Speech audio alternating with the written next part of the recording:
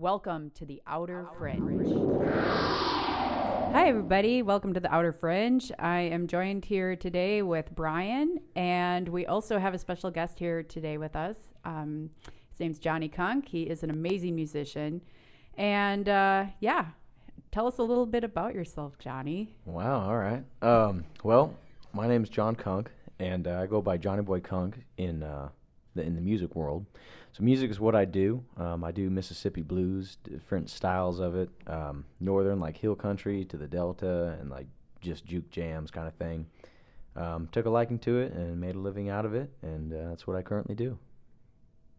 That's awesome. Yeah, one thing that I've seen you perform live, and you have a very unique style. Not a lot of people have that style, and I love that you just really gravitated towards that particular style of music. What is it that really drew you into that? Oh, thank you. I feel above anything else that really drew me into it had to be the passion, and I guess in the pain, but also the healing part of like blues. When I first heard it, it's like the truest form of the human soul in music to me. So that's definitely what drove me to it. John, I was wondering, at the same time, when in your life did you find like, okay, this specific, not like it's the Mississippi blues? When did you like see, okay, this is what I really want to go after? Because I'm sure you had a passion for guitar and playing and ability for that beforehand. But when did you finally, like, what introduced you? Was it an old CD, an old vinyl, going to the right concert, being in the right state? Yeah, I don't know. I guess a combination of all of that, minus the right state. I think it was in the wrong state. But my dad had always played like Hank Jr. and a lot of outlaw country growing up. And there's a lot of slide in the back of there, like lap steel kind of thing. And so I guess the noises, and it's blues progression, but it's like country music now. It was always there since I was just an infant. And I was listening to a Led Zeppelin song because I love Led Zeppelin. And, they've come from a lot of blues. And there's one song called Bring It On Home, and in the beginning is a muddied track of a Sonny Boy Williamson song, and they had muddied it down so it wasn't real recognizable. That way I don't get sued, and they still got sued over it. But I heard that, and it was the first time I heard like harmonica, like really paid attention to it, and I was like, man, this is great. I have to learn this. My sister had a harmonica. Who didn't have a harmonica, like laying around? So I started playing it, and I like learned the song, and it didn't take me too long. I got really lucky, and Robert Plant wasn't the best harmonica player, so he was trying to duplicate it. But I had YouTubed it, and if it weren't for the modern day internet, it wouldn't have started the rabbit hole. But I had YouTubed it, and I saw this picture of like a black gentleman in a bowler hat and a little mustache, and a black and white photo. Like, what is this, So I looked it up, and it was Sonny Boy Williamson's version, and it was the full track, unmuddied. And it was just like, I had to learn it, man. And it's funny, those words in particular, like, I had to learn it. I was really driven to. And I always thought, like, this would be the coolest party trick if I could just do this one song, Yeah. So I was, like, learning song after song on harmonica just via YouTube because I didn't really have any blues. And one day my dad caught me, playing to it. And he's like, well, if you really like that blues stuff, I have this really old album. So he showed me this old CD, and it's called Down Home Slide. And it was multiple recordings of just random slide players. Some of them were famous, like Robert Nighthawk and things like that, but it was slide. And I heard a Mississippi Fred McDowell tune, and I wasn't even playing guitar at the time. But I listened to that CD like on repeat, man. It just, I don't know, it made me happy. So I know what it's like to try to do one song, right, over and over into perfection. I was in college, and I was all about you know what? It's the Black Crowes, She Talks to Angels. I'll just say it. Right? Okay. But, what's that? I heard that one. Yeah, right. But the opening, I just loved the opening, right? And you can tune your guitar into, I think it was like D or something, and it becomes a lot easier. But like, I wanted to be able to just do that slide and like be able to pick up a guitar in like G or something and play it, just straight off the bat, kind of. Oh yeah. Yeah. And so I would just do that one bit over and over and over. Okay. Right. Yeah. So much fun. So yeah. Robert Plant, he will go down as a crap harmonica player. Well, the takeaway from this is really that Robert Plant cannot play harmonica. Yeah. But hey, give it a shot. So but that's you had a drive to figure out not only this kind of music, but then you're in the wrong state. So. Yes, that's true. Yeah, being in California was a long ways away from the other side of the country, you know. But yeah, you know, it's funny. It's growing up in California. My life wasn't so different from a Southern lifestyle. Mm-hmm. And my mom and my dad, they're both from back east. So my dad's Pennsylvania Dutch, and then my mom is New York. I mean, she was from the Bronx. Mm-hmm. So they're both back east. And you know, coming out west here, my dad just had a lot of like back east culture, and it wasn't too far from the south in a way that I grew up like hunting. We ran dogs on bear and like coon and things like that. And he was always, I mean, he's a backwoodsman, so we were always like out hunting and like we like made do with what we had, that kind of concept. And I thought I would be very estranged coming from California to the south, but as I got to like meet people and talk down there, it was like, wow, actually we had a lot of things in common, you know, eating cornbread for, you know, multiple weeks. And I don't know, we had a lot of the same traditions that my dad had taken with him to the West. And so it was kind of cool, as I almost felt more home there, you know, so it was interesting. So yeah, when I met up with you for coffee and we were kind of chatting and kind of getting into a little bit of like your upbringing, you were talking about how you grew up. Your dad, he was a cop, right? Yeah. Yeah. So, and you kind of grew up with this this father who was kind of a little bit more structured as far as what to do with your life. And when you discovered music and you started going down that path, what really kind of drew you to kind of break away from like what you were raised to believe and kind of really explore this journey? And how did your father react to that?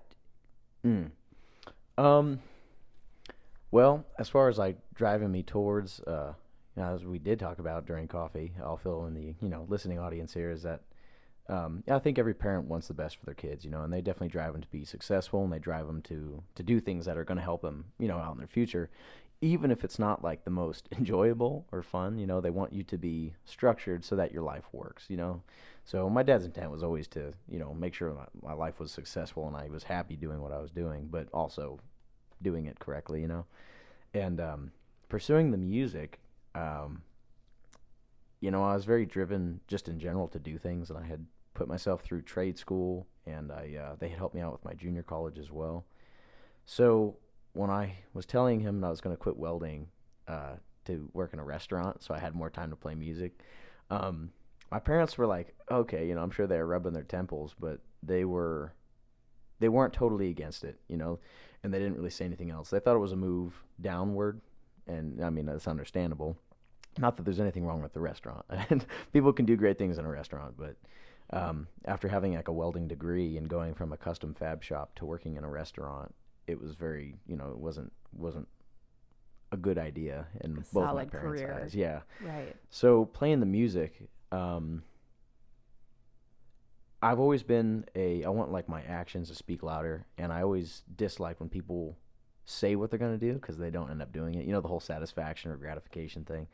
Mm-hmm. So I would ever since I was a kid, I would only bring my parents results. So instead of telling them something, you know, it was like, well, you can talk all you want, but like, these are the results.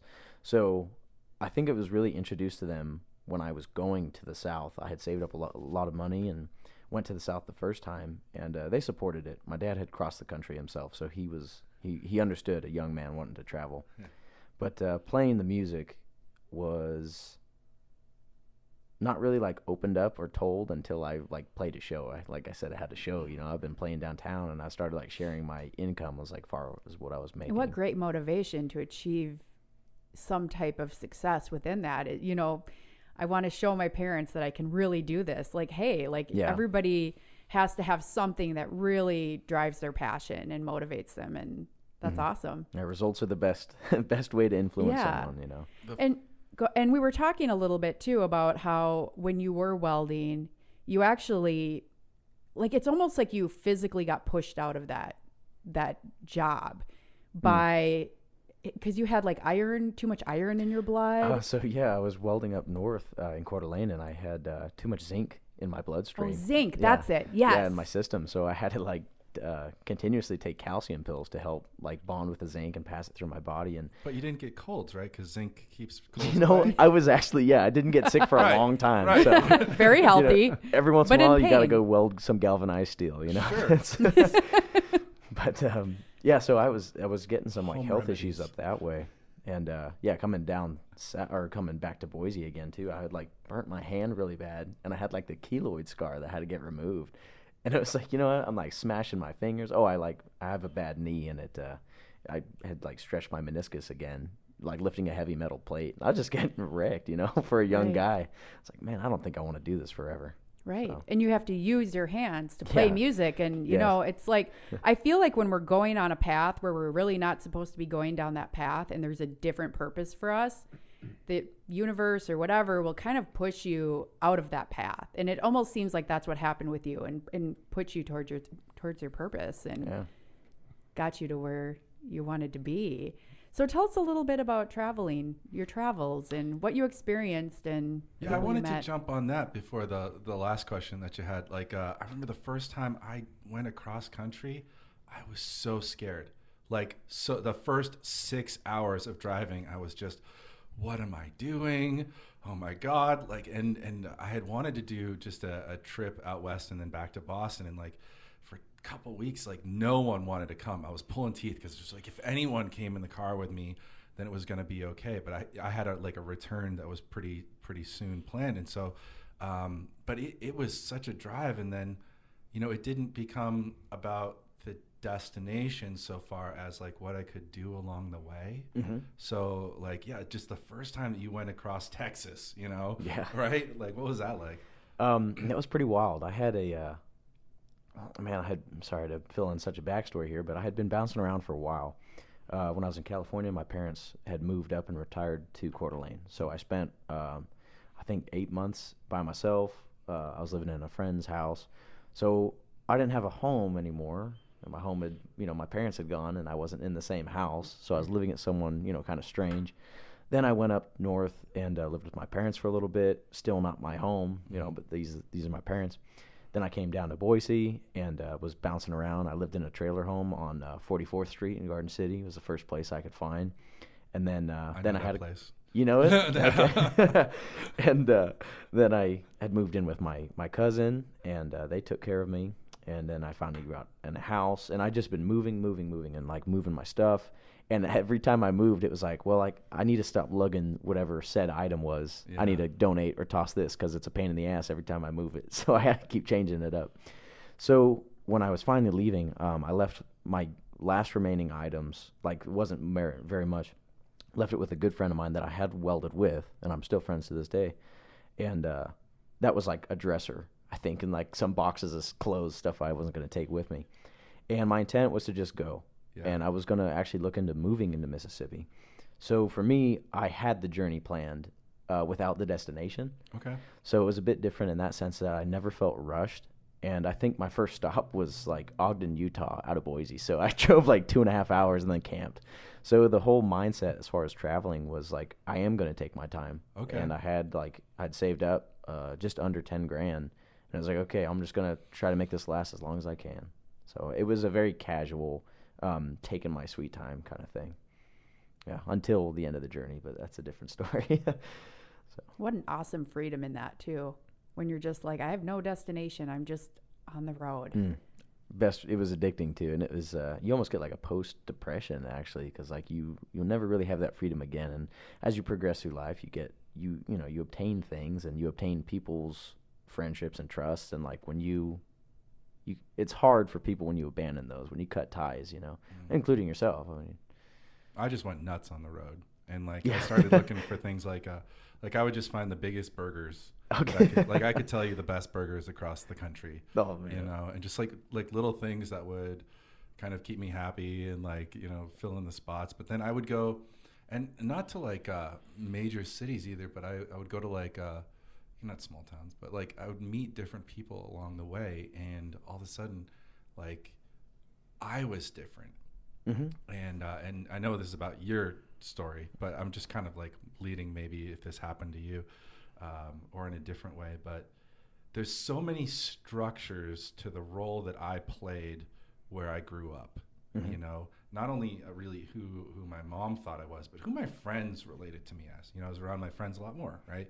Yeah. And so they're like, Brian is this, and so I'd come up, and you know, if I was the comedian, then I'd be the comedian. If I was the smart one, I'd be the smart one. But I didn't have this ability to break out of the roles that I was in, right? So as I met people on the road, as I was traveling, there was a freedom to just be something different, and find out where I am, like where's the me in these different relationships that I would like, you know, and they wouldn't always last. Like some people I did only meet just the once, and you know, I'm kind of sad about that, but that is the way it works. And so I don't know if like, did you find yourself a little bit more as like getting out of those roles or anything like that? Absolutely. It's funny because you wouldn't think that meeting other people would, well, I guess you would, but it does influence you on who you are. And I say that because, as you're saying, as you meet different people, you find yourself having to play a different role. Because in your childhood, you know, hometown, you meet someone and you behave the way that you've always behaved towards them, and you're kind of trapped in that role. And even when you leave and come back, they still expect you to be that way. Well, when you're on the road and you meet strangers, they bring these different elements and like tastes that you've never seen and qualities in people. And so you find yourself having to react a little bit different. And the more times you meet people, I have a hypothesis that like there's only like 30 different personalities. Same. And so you meet these same people everywhere you go. I agree. And if you meet this guy, you know, 10 times in the trip, by the 10th time, you know how to best act with him, but you also know as yourself is that you're comfortable with the way you're acting, being yourself around this type of person. Yes. So you're not so much acclimating to other people in a sense that you get to learn people very well. And in that, it does change you yourself, is what I found anyhow, is that I was more comfortable leaving and meeting strangers than I ever was stuck in a hometown somewhere, because I could be myself. And it's not that you're being someone new. I mean, you can change your name and lie about who you are everywhere you go, but you're kind of perpetuating your own problems. But if you learn to be yourself with different people, you just understand people a little bit better, but mostly you understand yourself a little bit better. I'm so glad that you brought that up. I think my number is a little bit higher. Okay. But it's true. Like, and so, you know, pick a name like Larry, but like the first time you meet this Larry, you're like, oh, he's strange. But then you meet like 8 other Larrys over the years, and you're just like, oh, it's another Larry, you know? Yeah. Like, Totally. And then it's hard to not call them by the name that you know that personality of. God, anyone who's listening to this is going to be like, those narcissists. Like, what's wrong with you know? But like, if you think that it's true, comment on it. Yeah. Right? Yeah, I mean, I guess I can relate to that, the narcissism thing.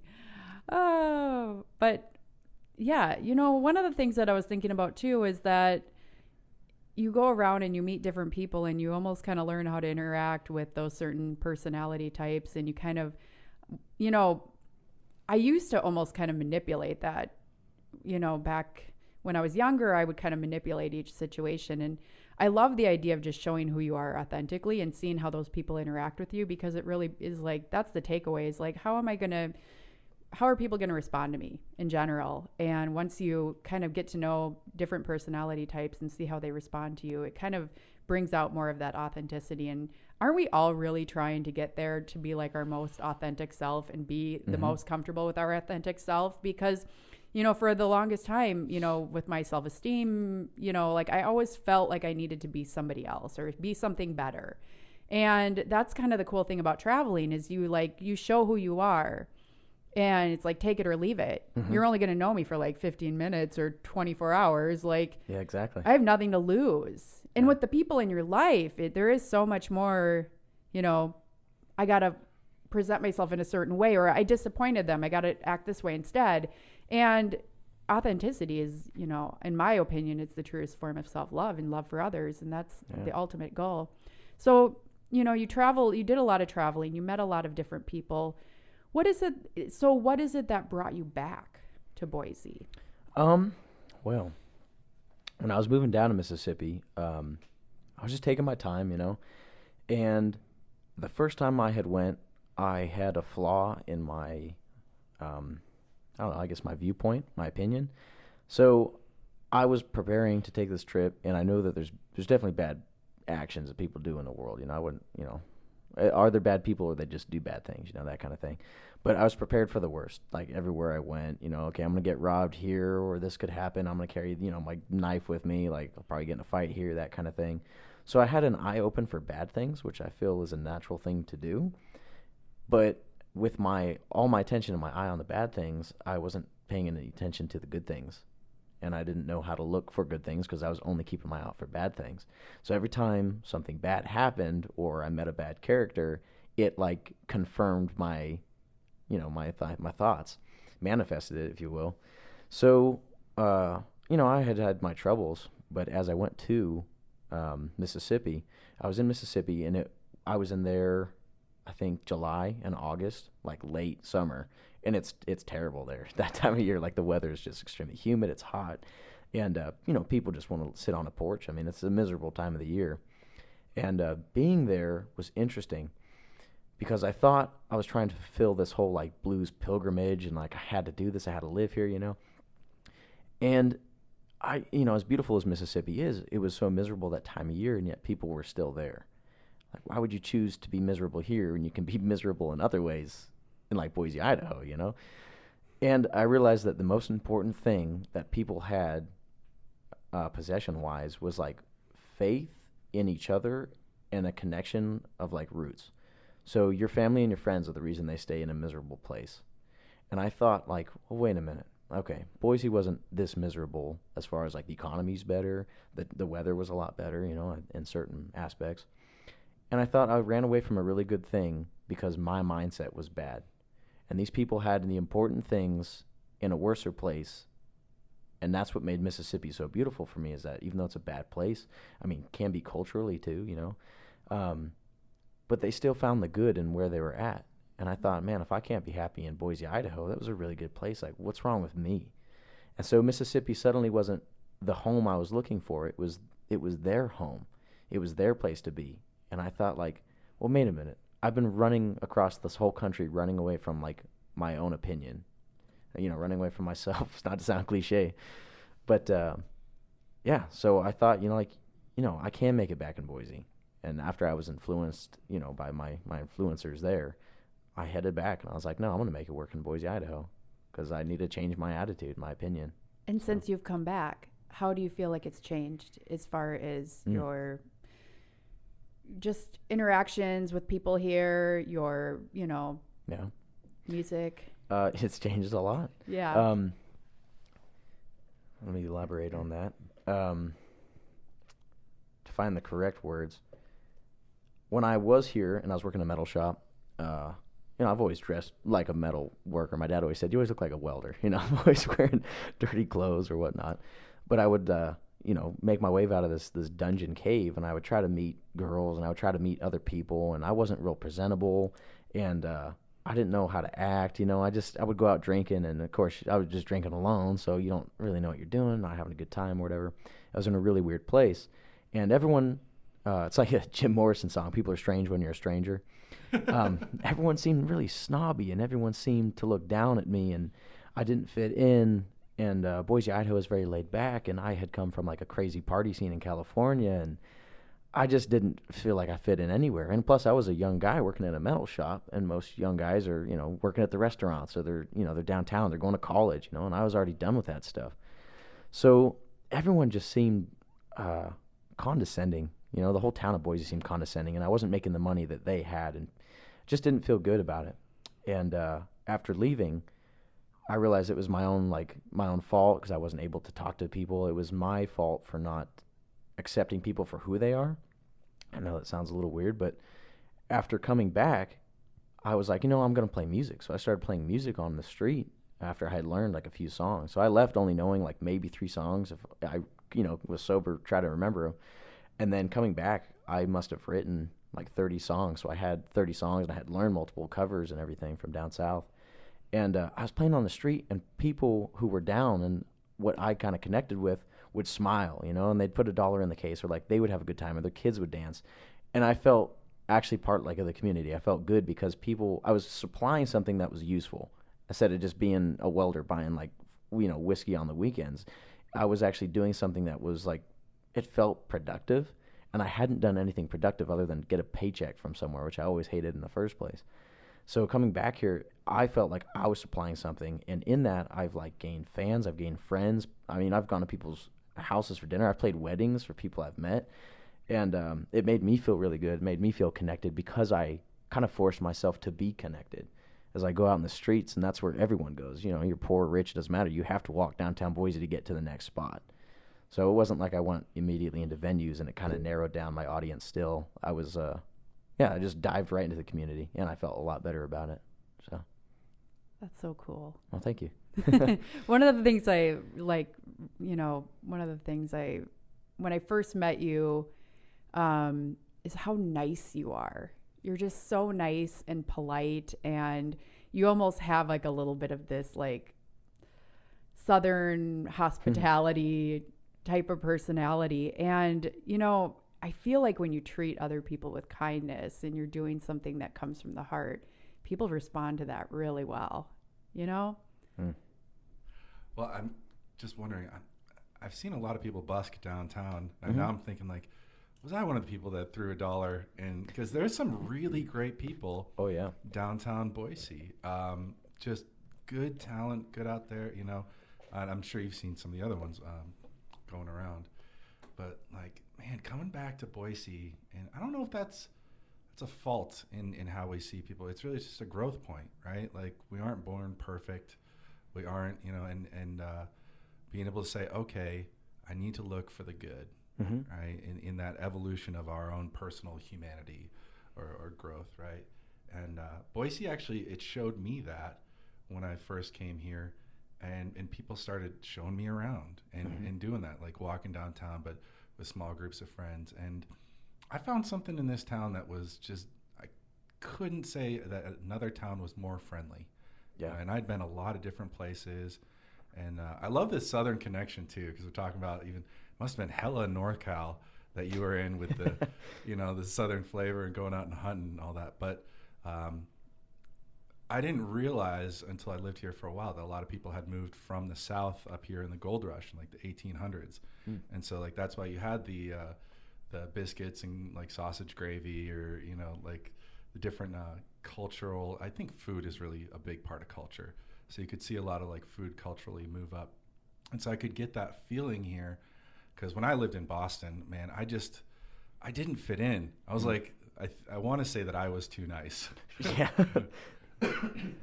Or that other people had more boundaries. In Boston, what it really is if you get introduced to somebody, you're going to know that person for the rest of your life. But if you're not introduced, then like there's a real like chasm you have to overcome, And so you get introduced to a crowd. That's the crowd that you go out with on the weekends. Maybe you have like a new work crowd when you go and you change a job. But those are going to be the people that that you bring to your wedding, right? Okay. And here, man, I have seen like the most punk, looking kid on the street, and like the most old looking cowboy with like a bolo tie, and they could have a conversation. They could like both stop at the same corner at the same time and like say hi to each other and be polite, and it doesn't ruin anyone's day. And it baffles me. But that's how open I want to be to new connections. And that was another part of me traveling around. It's like, I'm always the new guy. I was always the odd one out of the crowd. I had to go out of my way somehow to break out of my shell to say hi to somebody in that new town, or to ask for help. I had to ask for help a lot of times on the road, which was really strange, because people would give it to me.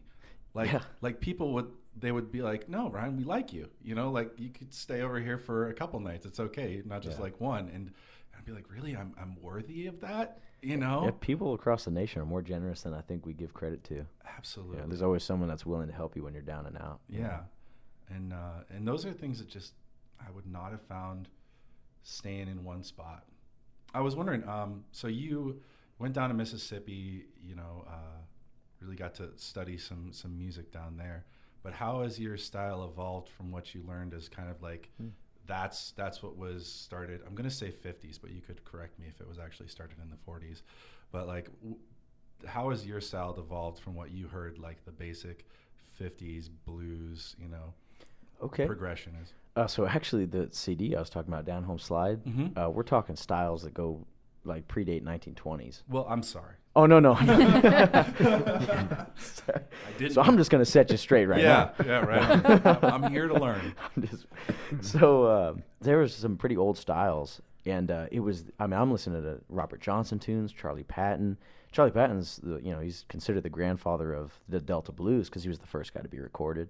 Not to discredit him at all, he's an amazing musician, but he was of the technology at the time. He was the first guy to get like recorded, so that's all as far back we go back. But of course, he learned from someone else too, before then. But each time someone learned something, they had their own twist, et cetera, et cetera. But so the music I got into was really old, and I've always been like a truth seeker in my life. So when I heard Led Zeppelin, it was like, okay, you got this version of blues. All right, where did that come from? Oh, Sonny Boy Williamson. Where did he get it from? Oh, this guy went, goes down the line, and I wanted to find the root, and almost like in a weird like Portland punk rock scene, it was like I like to say the names of guys that no one ever heard because like that's where your music came from, like not to be a snob about it, but so I was always seeking that really old stuff, and some of these recordings you hear, and it's like. There's still people in today that like debate how they even played it or what tuning they do it in because they don't understand it, And I was like, man, that's wild, because there's a lot of guitars progressed a lot, but how can we not know how Robert Johnson played this song or even what tuning it is? Like, that doesn't make sense. So heading down south, I think I'm answering your question right now. I got a little sidetracked, but I was looking for guys that still played it, and I realized there wasn't many. And it was hard for me to find them because they're not those guys, and it was like, oh, wait a minute. This makes sense because everyone is their own person. Like, of course, I'm not going to find Robert Johnson down here, So I was kind of keeping an eye open for that. And a lot of the stuff in Mississippi, like if you go to the festivals and things like that, it pulls people out of the woodwork that actually do know these old songs. And I didn't have that opportunity the first time I went. So I was just poking my head in different blues towns, famous towns along the blues trail, and I was asking, like who plays a guitar in town, who's your local musician, what do they do? So I was meeting guys that way, and they were playing versions that weren't half as good as what I had thought, and they're amazing blues musicians, but they weren't those old recordings, and like I said, they're not those people. So it was my fault to expect that, and hearing that, I was like, okay, so I kind of studied the 20s, 30s, 40s blues, and I was kind of running with what I could learn. And I've had a couple guys sit down and show me how they play, but no one ever was like, hey, kid, hit this note here and do this. And no one ever showed me that. I had to watch. And that's like an old blues tradition in and of itself, is you don't really go and tell someone what you're doing or how you're doing it. It's just you have to hang out with them. You got to watch them do it. You got to, sip the bottle with them kind of thing. And so I had left, and I got back to Boise, and I was playing that old stuff, and I was helping sell it. I was wearing like suspenders and button-up shirts. I was slicking my hair back. I had just a mustache like someone's dad. I was wearing a poor man's suit, and that's how I was getting gigs at first. And I was playing a 1946 archtop guitar I have, and I just totally went as gimmicky as I could off the old blues stuff. And it was like, I want to open the door for people so they can hear what I first heard when I heard, Mississippi Fred McDowell. Like, that's what I wanted. And I did that for almost a year. And I just remember like ironing a shirt one time, and I was like, no. I'm gonna wear a t-shirt tonight. I'm not wearing a shirt. Why am I do this every time? And my gigs went from like 4 gigs a month to like 2 or 3 a week, and it was like, I just don't like ironing clothes this much. So along with that came, I want to be more comfortable. Yeah. And I always had like a heavier, I love blues rock. I mean, I got into Led Zeppelin in the first place. And as I'm writing these new tunes and trying to get that old thumb bass going and the old blues, it was like, well, wait a minute, this riff is a Black Sabbath riff. Well, that's cool. It's also from blues, So I started playing with that, and it just got heavier and heavier. But it was like, well, I can't throw that in my set, I'm playing an archtop guitar. I can't just pull this out. And a buddy of mine helped me get my electric guitar, not this one here, but another one. And, then those heavier riffs started really coming out, and I got into blues, juke joint blues in Mississippi. And juke joint blues is like the Junior Kimbrough or Burnside, and those are Black Keys influenced. So it's super heavy, it's droney, And it's almost like a psych rock, but it was before psych rock, you know? It's this weird drony style to it. So I started breaking away from the traditional stuff because it wasn't me. I was a historical act, and I was a bad one at that, you know? Like, I wasn't even close to what these guys are doing. I'm thinking, like, if I suck at this, and it's because it's me not being me, then why am I even doing it? So that's kind of how I live my life, is like, I want to be as true and as authentic as I can, because that is the lesson that these guys are trying to teach. The lesson isn't hit the E minor to the B flat, you know? It's, the lesson is do it your way, be yourself. That is blues. Like, be authentic and as passionate as you can. And so lately I've been writing things that, like, they don't make sense, you know? They break out of the blues tradition. I'll repeat phrases because I felt like it. I'm trying to do what is most comfortable and more passionate for me, even if it doesn't follow the Taylor Swift format. Like, I don't need it to sound poppy. I don't need it to make sense. I want it to make sense to me. And on top of that, you know, it's like, that's an artist's dream. But I have to totally give 100% thanks to the people of Boise, Idaho, or, you know, even California where I tour, even, I don't know, everywhere I go, people that still support me. That's amazing, because what I'm doing is, you know, for me, I just don't go, well, it's not, you know, it's not the best, but it's what I'm doing right now. So when people are like, man, you're amazing, or, you know, you're a good guy on top of that too, and you're like, wow, that's cool that you choose to support me, even though it's not the radio, you know, it's not radio worthy, it's not this, or, you know, you get your own negative artist thoughts, but, like, yeah, thank you to anyone who's ever listened to it and supported it, and, you know, even preferred my originals or what I play. I mean, it makes an artist feel really good. And how awesome is that? Like, the more authentic that you are, yeah, you feel that love, and, like, blows my mind.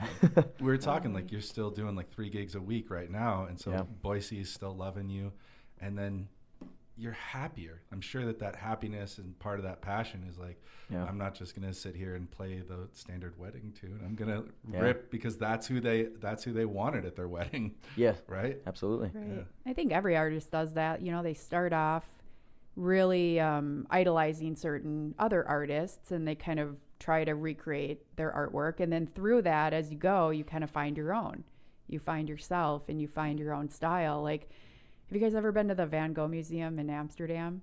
Oh my gosh, it's amazing. And you kind of go through the museum, and it starts off at his early work, and he's doing like pointillism, or kind of he's replicating different styles, and then all of a sudden it just kind of drifts off into like this crazy, like, it's Van Gogh. Like, that's what you recognize. Like, oh, this is his style. And it's almost kind of like you can see how the paintings progress almost into his insanity that he had towards the end. And it's like, you can feel it. Like, you can feel like like when you're first walking in, it's like all of his artwork is really like, okay, that's just a painting. And then all of a sudden you start feeling an emotion that comes out of his paintings. And then towards the end, you're like, you feel the erratic emotion that he had towards the end of his career.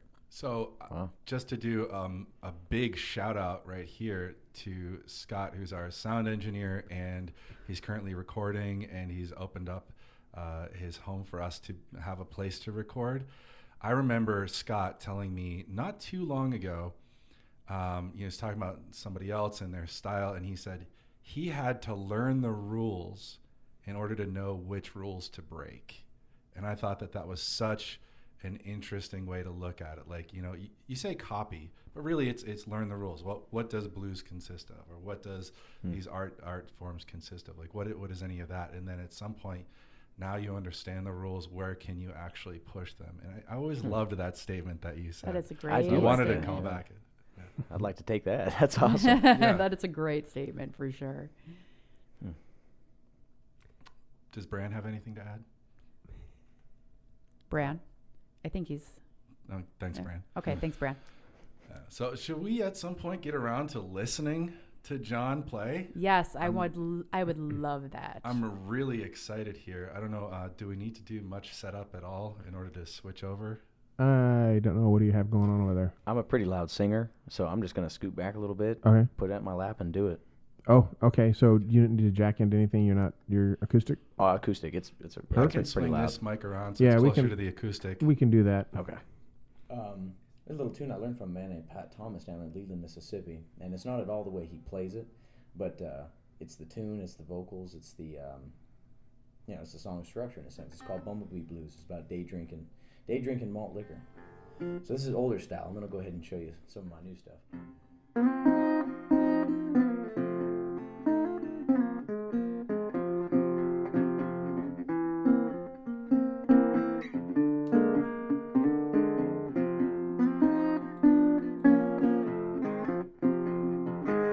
Bumblebee, bumblebee, please come back low to me.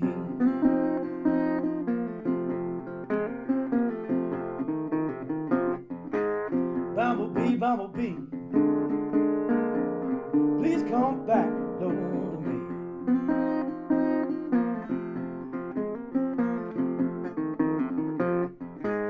Came into my place once, babe, here to find my bumblebee. Don't leave.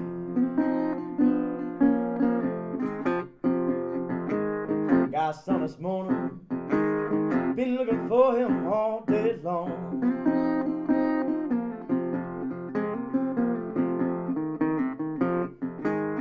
Got some this morning, babe, been looking for him all day long.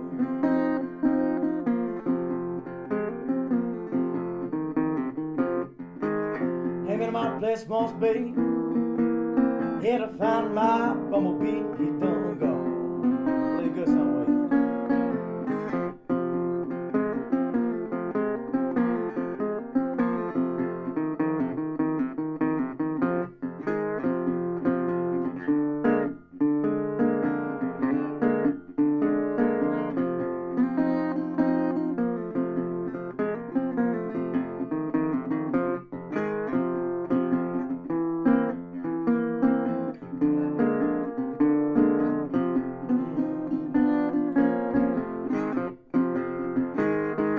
got a stinger, so long as my ride home.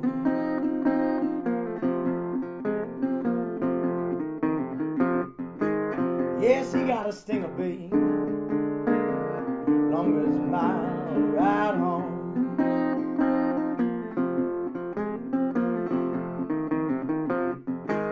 Came into my place once, babe, here to find my bumblebee. He done gone. I'm gonna tell you good now, Brand. Got stoned this morning, didn't feel good. Keep getting stoned, baby. Lord, if I could, well, bumblebee, bumblebee, please come back to me.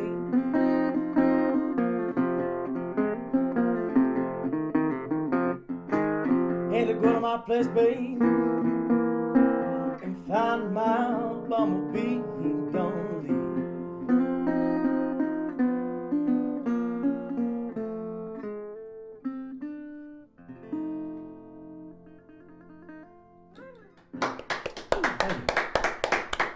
Oh, Amazing. I appreciate it. yeah. Please can we get another one? Oh, absolutely. So that was like traditional blues picking, and I come up with the melody, but it's blues, man. It gets recycled, that kind of thing. So this is a little something. I'm trying to think which one I'll do.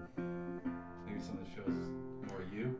Yeah, so this is a little tune I wrote called Snake Bite, and it kind of does have to do with traveling in a sense that a lot of people, you know, the word victim has a very bad connotation to it. But when bad things happen to you, I hear a lot of people go, my life sucks, my Mondays suck, my job suck, you know, things, why does this happen to me? Or of course, you know, this would happen to me. And there's always memes on Facebook and things like that. It's just like, you know, this is me, my life sucks. And you're like, no, your life doesn't suck, it's your attitude, because I've been there, you know. So when it comes to the whole playing the victim thing, ask yourself, like, am I playing the victim? Did bad things happen to me? My take on it is bad things happen to everybody. A snake can bite anyone, but the snake didn't bite you because you're Brian. It didn't bite me because I'm John, or, you know, because you're Sarah. Like, a snake bites you because the snake, that's what a snake does. You know, a snake just bites people. But if you educate yourself on the snake, where it sleeps, where it eats, where it's going to be, what to do if you do get bit, you won't fear the snake so much. And you won't go through life fearing bad things happening to you because it's you. Educate yourself. And when bad things happen, be prepared on how to counter them, and you'll find yourself living a much more positive life. Snake doesn't bite you because you're you. You know, snake only bites you because that's what a snake is born to do.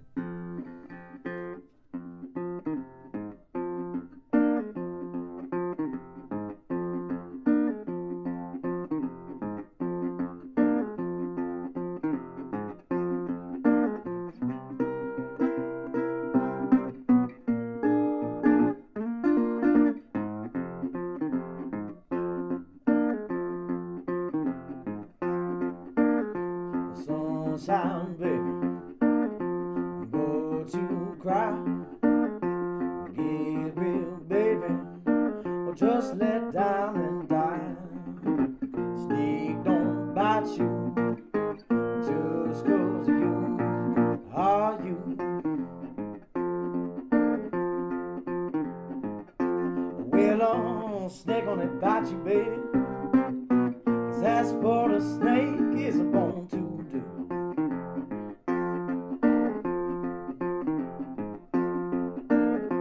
Calling everybody, asking for help.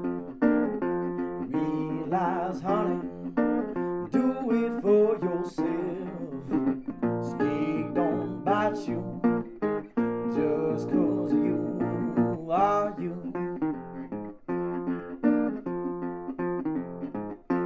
Well, a snake on it bite you, baby. 'Cause that's what a snake is born to do. Go ahead now, man.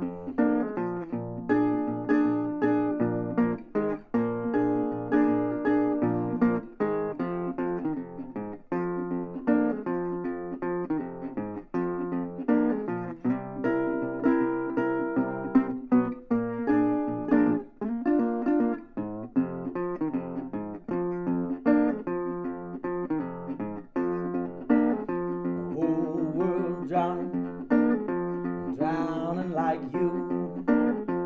Best thing, baby, is ask what can I do. Snake don't bite you just 'cause you are you.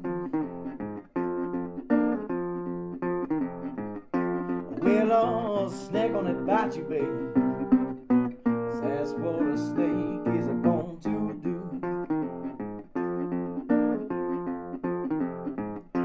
Well, a snake on it bite you, baby.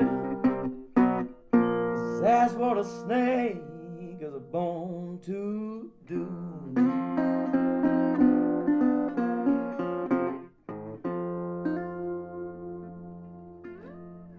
Yeah. Thank you. Thank you so much. My ears are very happy. Oh, Very, very happy right now. well, thank you for letting me play some tunes. Appreciate it. Yeah, that was awesome. I am just reminded of how honored I am that we have such an amazing guest on. Well, thank you, and I'm honored to be on another podcast, man. These are good stuff. Thank you for having me. So we're not your first. There's Oh. been experimental ones. Oh, okay. I guess that's okay.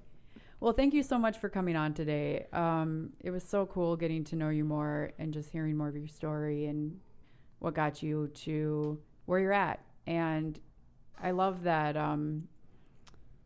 I love that you're being who you are meant to be. And I think the takeaway for a lot of people listening to this is follow your passion. Find what gives you, that drive in life. Like what are you passionate about? What motivates you in the morning, and really following your dreams. Because, the worst case scenario is you fail. And if you fail, you can try again. Mm-hmm. And you can keep trying. And, that's the beauty of life. And I also love the idea of community and connecting with people. And I think that's what we really need to get back to, is we need to start having conversations with people and really getting to know people and connecting, beyond just text and social media. We really need to engage. As you're saying too, is just to pursue your dream and follow things, and the worst thing you can do is fail. I really like that, because you'll at least learn one way and not how to do it, But as I was telling Brian earlier too, is there's more people in your community than you think that are actually willing to help you. And so, you might not be your family, or it might not be your close friend circle, but there's a whole world, on top of that. Even our own country is a huge country. There's a lot of people in this world that are willing to support you, no matter how weird or wild you think your dream or your goal is. It could be painting lamps with cats on it. If that's your passion, I guarantee you there's people out there that want to buy a cat lamp, So there's people. Yeah. There's people in the community that are going to support you no matter how wild your dream is. So, yeah, I would totally agree with you, and just encourage anyone, if you have something that you want to do, there's more people willing to help you out than you think. So don't get stuck in your own head. Hey, John, before we go, I know you've got a lot of recurring gigs. You're going out of town for shows. How about you plug next couple of things that you want people to come show up at? Absolutely. So I'm an old man. I have to look at a calendar, and I should have brought that with me. But I know we can link to it on Facebook. that works too. Next week. So I do enjoy playing Downtown Boise. It's where I cut my teeth. I like being there. But I also like heading out to Nampa and Meridian. Mm-hmm. Those people know how to party their ass off. So I would highly encourage. I got a show coming up next week in July, the first week of July. It's at Whiskey River in Nampa, and it is a smoking bar. It's 21 plus, but that's a good time out there. If you want to see some people get down, almost like the old juke houses in Mississippi, you go to Nampa, man. Go to a Nampa show. But Whiskey River is coming up here soon, so I look forward to seeing some folks there. Right on. Absolutely wonderful to have you here, and also to really start kicking off this podcast that I'm doing here with Sarah. And thank you again, Scott, for just all the help. And yes, thank you, Scott. Thank you, Scott. Of course. Absolutely. Yeah, this has been a wonderful, amazing time. Here at the Triii-Point Studios. Yep, that's it. Triii-Point Studios. Yeah. It's nice to be here. There's a nice blue lamp over here. There's no cat painted on it, but no. I can change that. Follow your dreams. I'm going to follow my dreams, everybody. I'm inspired. All right. Well, thanks again, John. Thank you. Thank you so much. OuterFringe was recorded at Triii-Point Studios. Copyright 2019. All rights reserved.